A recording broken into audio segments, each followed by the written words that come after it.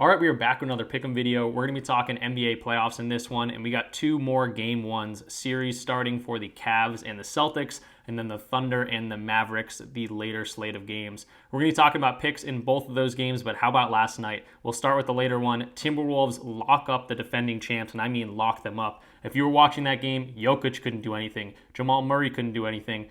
We talked about Brandon Ingram in that Thunder versus Pelicans series, getting absolutely torture chambered from Lou Dort. Yeah, we see Nickeil Alexander-Walker. We see Jaden McDaniels. We see Anthony Edwards all over Jamal Murray, who couldn't get anything going last night. He was a video pick. We're going to break down our video picks a little bit later in this one. And yeah, on the other side of things, the Knicks edge out another close victory against the Pacers in Game 1. They came out to a lead, the Pacers did, and the Knicks finished business. Brunson going for 43 in that game. But we're going to break down our picks from last video a little bit later. I do like to just jump into our picks, to get things rolling, and then we'll do a recap near the end here. But if you're new around here, definitely go ahead and subscribe. Leave the video a like and comment anything down below. Just tells YouTube to push this one out a little bit more. But let's go into our PrizePicks desktop screen here. I'm going to be able to do a few of these plays, a couple different ways. I know that PrizePicks has, first half plays, free throws plays that not a lot of other books do. So I'll have some pivots for a lot of these for those people that aren't on PrizePicks. But if you aren't on PrizePicks, you can sign up using my code in the link in the description. It's just code RichPicks. You'll get 100% deposit match, all those good things. Check out the description for a bunch of good deals. But going in here, I'm starting off with that first game, Celtics and Cavaliers. And how about Jason Tatum? He hasn't had a crazy game so far this year, but he has not needed to. And I've got a few different ways to play Tatum today. I think he's going to come out hot. Obviously, no Porzingis in this series. And again, haven't seen Tatum go for 30, 35, 40 points yet. But I think tonight against the Cavs, he might do that. So to start us off, I like his rebounds and his points and rebounds at 36.5. You're going to be thinking I'm crazy because he hasn't hit this in 10 straight games, but he does play well against the Cavs. But my more favorable play of this guy today would be in the first half. I think he's going to continue being dominant in the first half, especially without Porzingis, especially at home. He's getting a ton of minutes. We saw him get the most minutes in the first half of any game all season. Last game without Porzingis. So we're going to go to his first half PRA, if I can find that. I think it's at 21.0, and these are kind of two different ways to play Tatum today. I also do like his rebounds. So if you want to just go to his rebounds, I think Tatum rebounds really well against this Cavaliers team. He also rebounds really well just in general in the playoffs. So I like his 9.0, which a lot of other books have this at 9.5. So these are the three Tatum plays. We're going to break down all of them. But quickly, we're going to go over his first half PRA. That would be probably my favorable pick, something I'm playing personally. But if you want to go to the full game, or maybe you don't have access to that first half play, go to his points and rebounds, or go to his rebounds in just alone. So I got his Outlier page pulled up here. Again, this is a tool I use each and every day, and you can get a free week of this tool if you want to check it out. Again, link in the description for anything that I'm using. You're either going to get a discount or a free trial or whatever it might be, and it also just lets them know that I sent you there. But here is his head-to-head over 21.0 first half PRA against the Cavaliers the past 6 matchups. Now, 3 of these were this year, 3 of these were last year. So he's played very well against the Cavs over the past 2 years. Did miss it once against them back on the 14th of December, but the other 2 games he crushed this 17, 8, and 3 in that first half back in December, their first matchup, the 12th, and then back in March, the most recent matchup, I believe that the Cavs didn't have Donovan Mitchell, not the best defender on that team anyway, but Tatum went for 22, 8, and 2 in the first half against them in that game. I believe that was also the game, the Cavs came back from like 30 down to beat the Celtics. Now, let's take a look at his head-to-head for the the series before the 5 games against the Miami Heat. We see he went over in 4 or 5 of those games. So you might be looking at Tatum's, averages at this last series, at the playoffs, and you'd be thinking, oh, he's not having a great series, but he really hasn't had to have a great series as other guys have stepped up. Derek White, we saw Porzingis have a pretty solid game. Jaylen Brown's been very solid. A lot of guys have stepped up, and they've been doing it by committee. So Tatum hasn't had to have that 40-point, 45-point explosion, which we're accustomed to from past years. But we see his, again, 4 or 5 games he's gone over this in the first half, and we see, why is that? Some of these games are blowouts. This is a 20-point victory in Game 1. They went out and lost Game 2, but they still got over there in the first half. First half of Game 3, Celtics won by 20. So they came out to this big lead. He didn't have to do as much in that second half, and you see the general rule of thumb here. Now, if you were to go to his PRA for the full game on all of these, or even just his points and rebounds, you'll see that this doesn't look good at all. Points and rebounds, how about 0 for 5? And again, he didn't have to step up, do a crazy amount of stuff in the second half of these games because they were in big leads. And it is an 11-point spread, 12.5-point spread, I guess, now against this Cavaliers team.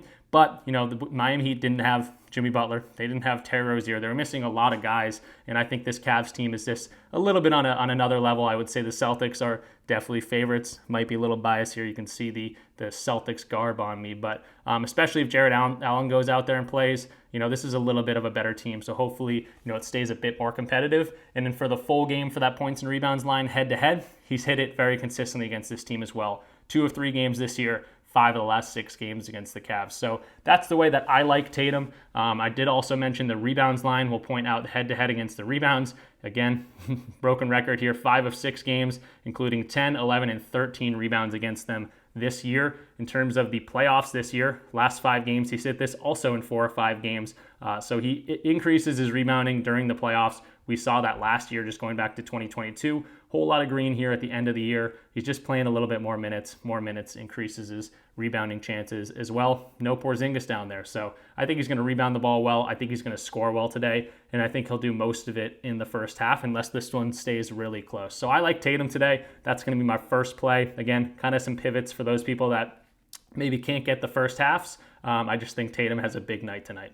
And then in terms of the, what I think for this series as a whole, I am a Celtics fan. I'm not trying to give any bad juju, but I think this should be over in 5 or 6 games in favor of the Celtics. I think that's, a little bit generous in terms of what everyone else is thinking. A lot of people are thinking maybe 4 games, maybe, 5 games. I would not be surprised at all if this goes 6, even 7 games. We've seen the Celtics time and time again play down to competition, get complacent when they're up, and throw some games away. So Donovan Mitchell has shown that he is hungry. He's a little bit hobbled, but he continues to score at will, even against that tough defensive team in the Magic last series. And they're going to rely on him, especially these first 2 games on the road. The Cavaliers are not as good as they are at home. We've seen that in the last series, each home team winning every game. So they did drop 3 games on the road. So, this might not be an amazing Donovan Mitchell showing, but he's going to be the guy that they lean on to have any sort of chance in this first game. In terms of the other guys on the team, Darius Garland's played really well against the Celtics in the past 6 games, the past 6 matchups against the Celtics. I think he's gone over his PRA line, his points and assist line. He's played well. Now, in terms of the matchup against the Magic in this playoffs, I am not really able to trust him. I've gone to his unders a few times, and he's definitely laid some eggs, and he's played pretty well in some of these games as well, especially with Jared Allen not in the lineup. And that's the big question mark. Is Jared Allen going to play? If he does play, is Mobley going to rebound as well? Is Mobley going to score as well? It's another guy that's kind of been inconsistent and someone I can't really trust is Evan Mobley and his scoring and everything like that. So it'll be an interesting series. Is Donovan Mitchell really going to go supernova and keep them in this thing? I think that's the only way they have a shot. But obviously other guys have to step up. Garland's got to play well like he has against the Celtics.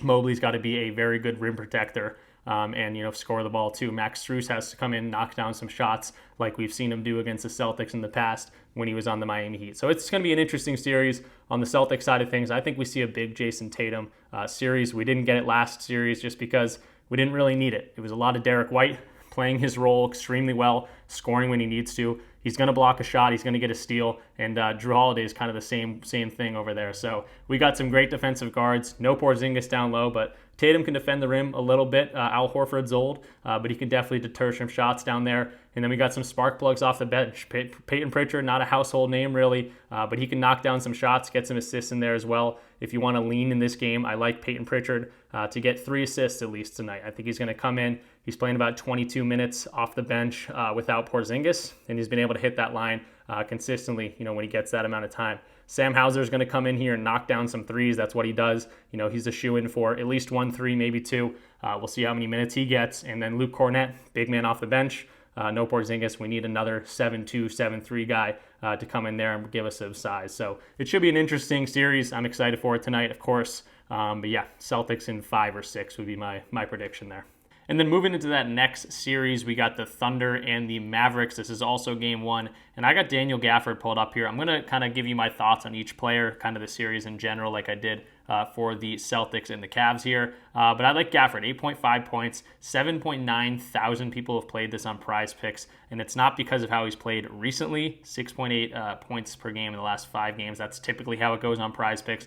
I think this is because it's absolutely juiced on the over on a lot of books and how well he's played against the Thunder in the past 2 matchups. So this is how I found this play. It was over on DG Fantasy. This is a tool I use every single day. It's a fantasy optimizer. OddsJam also has one. Both of those have links in the description. It's really your preference. They're going to be the same in terms of fantasy optimizers. I use OddsJam Sportsbook Screen and a couple other tools over on there. So it's really preference at the end of the day. But this is going to show you market value. It's going to say, hey, here's your PrizePicks line. We're going to say, here's your percentage odds to hit based on where other books have their lines. And it's because PrizePicks is a fixed payout system. If you take the over or the under, they don't care. They're going to pay you out the same amount of money if you take Gafford's over or the under. Whereas on other books, they set their lines differently. And we see that, Gafford's points lines minus 142 on DraftKings. If you were to take the over, they're going to pay you out less money than if you were to take the under because they think it's going to, a little bit more likely to go over here. And that's across all these different books. Minus 150 on Bovada. So essentially, you're just getting market value or you're basing it off other sports books where they have their lines and they're saying, hey, this is probably going to go over. And due to like the algorithm or whatever DG Fantasy has, they're saying it's a 53.33% chance to go over. So that's where I found this line, and it makes sense to me once I looked a little bit farther into it. So Gafford here, I got his Outlier page pulled up.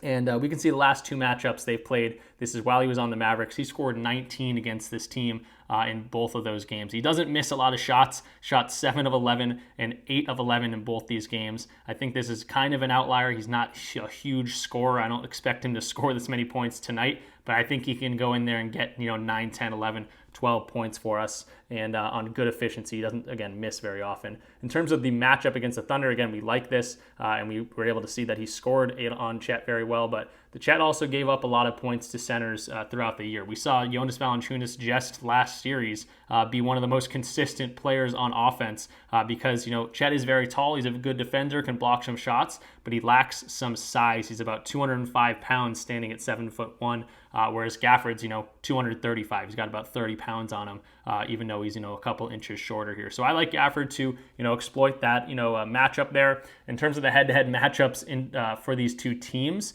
I actually pulled it up here, and it was some weird games. April 14th was their most recent matchup against each other. By the way, the Thunder took 3 of 4 games. The Mavericks only winning 1. And they dominated this game, and it made a lot of sense. Mavericks sat everyone in this game. Then we had the March 14th matchup against them. That was the most recent one. That was one that Gafford scored 19 points in. And if you look at the box score here, no Luka Doncic in this game. So it was a Kyrie game. He scored really well. And, Gafford played 25 minutes, and again, 19 points, 15 boards. So he played well in that one. And then the other 2 matchups, the only game that Luka actually did play, I believe, was this blowout, 111 to 146. The Thunder took care of business early. They didn't even have to play these guys a lot of minutes. Chet, 13 points.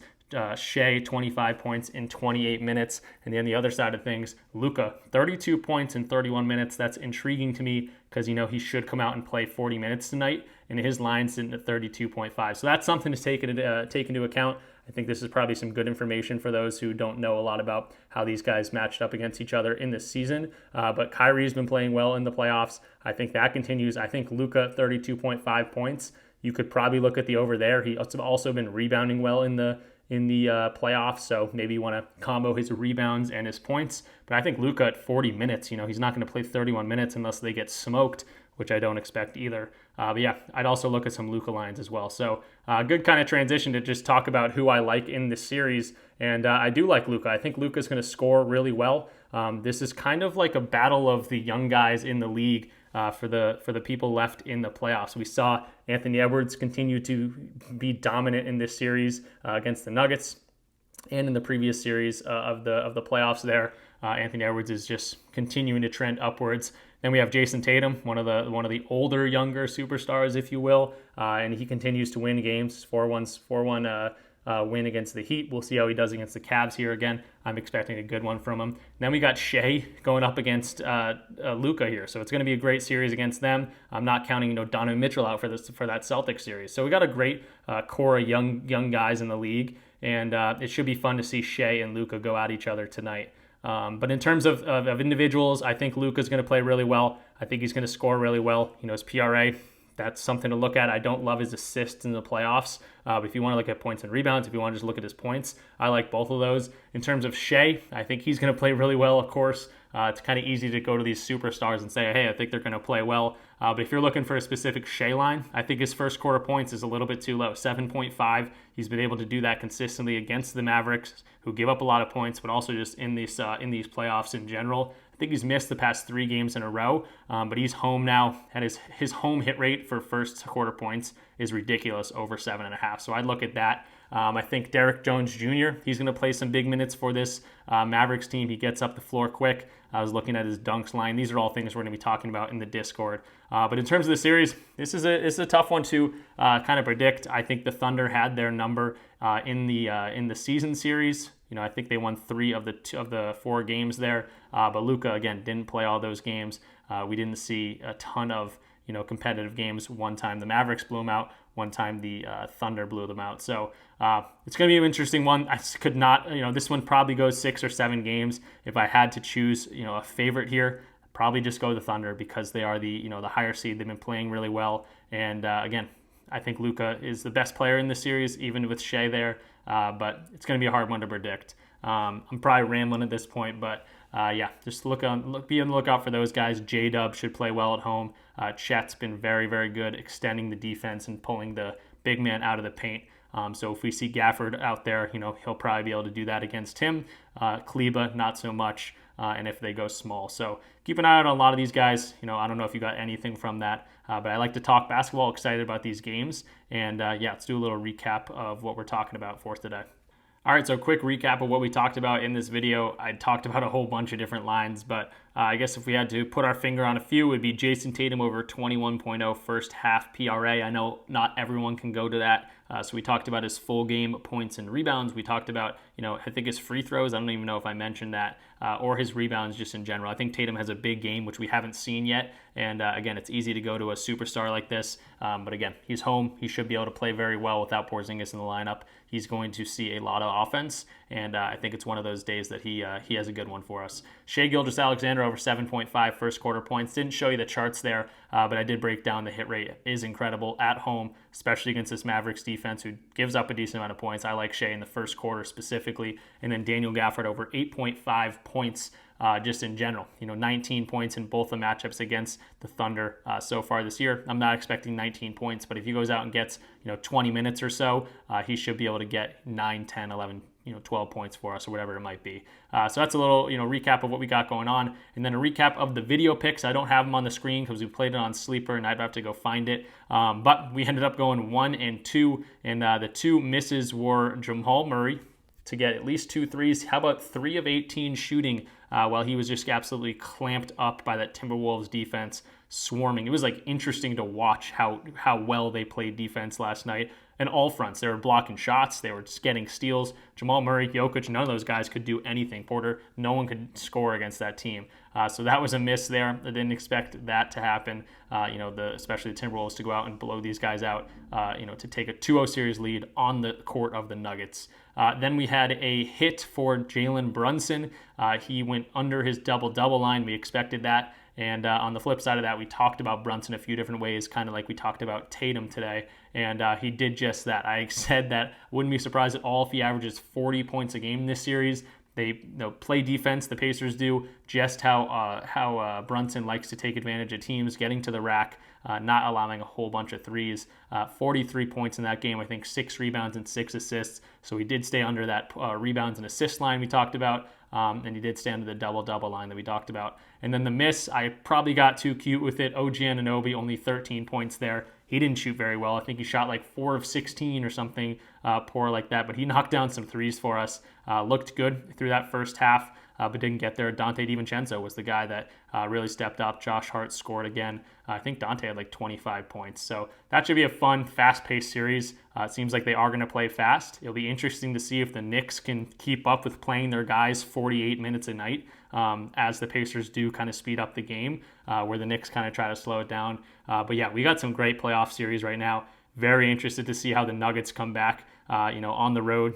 Could they come back from this 2-0 deficit? They've done a few 3-1 deficits in their time, not recently, but over the past few years with this core of Murray and Jokic. And then we got two great series starting off tonight. So I'm excited about the games. Hopefully we get some winners in this video, and I will see you guys tomorrow. Or if you want to check out the Discord, we're always talking props, talking plays. You can get in there for free. Just use one of my codes in the description of this video, either PrizePicks, Underdog, Chalkboard, Sleeper, Dabble. Those are all my favorite DFS platforms. And if you sign up for DG Fantasy, you're also going to get a free month. So DM me, say, hey, use your code. You're going to get the perks of using my code, whether it's 100% deposit match or 25% off your first month to DG Fantasy. It's kind of a win-win-win. So if you use my code, just DM me, say, hey, use your code, and I'll give it right back via a free month. But yeah, we're always talking lines, talking props, talking plays, and having a lot of fun along the way. So I'll see you guys tomorrow for the next video or in the Discord if you're in there.